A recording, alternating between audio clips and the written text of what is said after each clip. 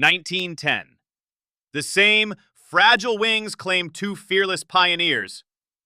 Charles Rolls, founder of Rolls-Royce, fell from the sky. Just months later, Ralph Johnstone, America's daredevil record breaker, took flight and never came back down. Why did the first planes keep killing their heroes? And how did this third crash force aviation to face a deadly truth? Ralph Johnstone was one of the Wright Brothers' star pilots. A circus performer turned sky pioneer, he set altitude records that left crowds breathless.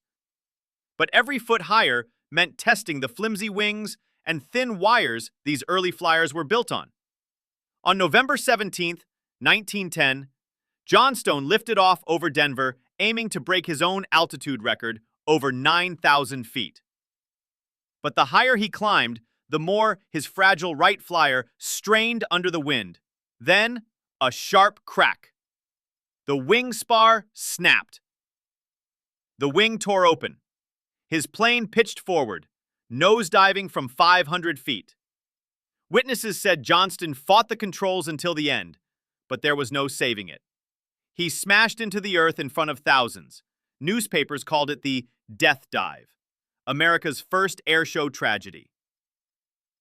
Charles Rolls' fatal crash months before proved these fragile machines couldn't survive risky stunts. Ralph Johnstone's fall drove it home.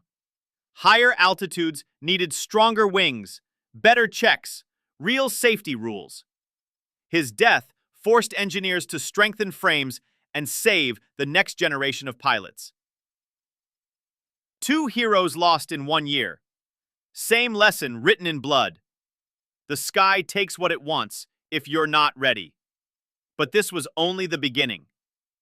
What about the first crash with paying passengers? Or the hijacking that forced airports to invent security?